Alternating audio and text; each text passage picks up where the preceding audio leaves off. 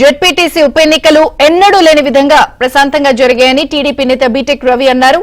ఓడిపోతున్నామనే భయంతో వైసీపీ ఆరోపణలు చేస్తోందని మండిపడ్డారు.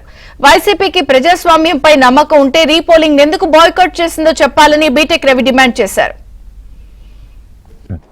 ఎక్కడ ఒక చిన్న అవాంఛనీయ సంఘటన జరగకుండా ఏ సంఘటన కూడా అలా ప్రశాంతంగా జరిగిపోతే ఎక్కడ ఓటింగ్ అంతా ప్రశాంతంగా ప్రజాస్వామ్యబద్ధంగా జరిగింది కాబట్టి మేము 100% ఓడిపోతామని చెప్పి దానికి ఎన్ని సాకులు కావాల్సింటే అన్ని సాకులు ఎలక్షన్ కమిషన్కు వందల కొద్ది ఆ తర్వాత మెయిల్స్ అలాగే వాళ్ళ పార్టీకి చెందిన కార్యకర్తలతో అందరితో అంటే కావాలని మేము ఓటేని పోయలేదు అనేది ఇట్లా వీడియోలన్నీ కూడా తీపిచ్చి వాళ్ళు ఇష్టం వచ్చినట్టు చేయడం ఇదంతా జరిగితే అన్నీ కూడా పరిశీలించి వాళ్ళు ఎలక్షన్ కమిషన్ వాళ్ళు 2 చోట్ల ఏదో వాళ్లకు ఇబ్బంది అని అనిపించిందో ఏమో అట్లా 2 చోట్ల అంటే polling booth number 3 polling booth number 14 అంటే అచ్చివేలిలో ఒక పార్టు తర్వాత కొత్తపల్లిలో ఒక పార్టు 2 పార్ట్లు పోలింగ్ ఆ తర్వాత మళ్ళీ రీపోలింగ్కి అనుమతి ఇచ్చారు. ఆ పోలింగ్ కూడా ఇప్పుడు జరుగుతూ ఉంది.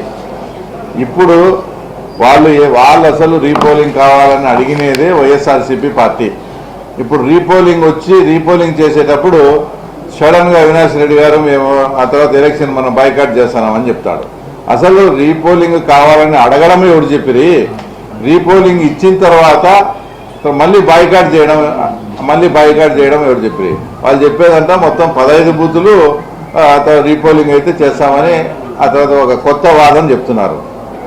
నిజంగా మీ దాంట్లో న్యాయం ఉండి నిజంగా అవకతవకలు జరిగి ఉండి 15 బూతులు మళ్ళీ రీపోలింగ్కి వచ్చినా ఇప్పుడు పెట్టిన 2 బూతులు అయితే మళ్ళీ రీపోలింగ్ రావు కదా. ఈ 2 బూతులు అయితే ఎలక్షన్ ప్రాసెస్ జరగాలి కదా. మీకు నిజంగా ప్రజాస్వామ్యం పట్ల కానీ తర్వాత మీ పార్టీ పట్ల కానీ విశ్వాసము మీ ప్రజల పట్ల ఏదన్నా ఉంటే ఈ 2 బూతులు అయితే ఎలక్షన్స్లో పాల్గొనాలి కదా. ఈ 2 బూతుల ఎలక్షన్ నువ్వు ఎందుకు బాయ్కాట్ చేస్తున్నావు?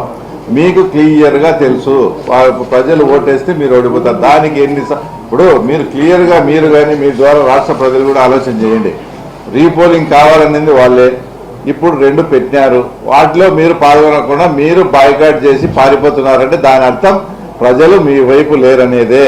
ఒకవేళ మీరు అనుకున్నట్టు నిజంగా అన్ని రీపోలింగ్కి వచ్చినా ఈ 2 అయితే మళ్ళీ తర్వాత రీపోలింగ్కి ఏం రావు కదా. ఇవి రీపోలింగ్కి వచ్చినట్టు మళ్ళీ రావు. ఒకవేళ వస్తే మళ్ళీ పట్నుండి వచ్చేటే ఈ 2 కూడా బాయ్కాట్ చేస్తున్నారంటే ఇది నిస్సిగ్గుగా మీ పారిపోవడమే. ప్రజలు మీ వైపు లేరనేది వాస్తవం. కాబట్టి దాన్ని తప్పించుకునేదానికి ఈరోజు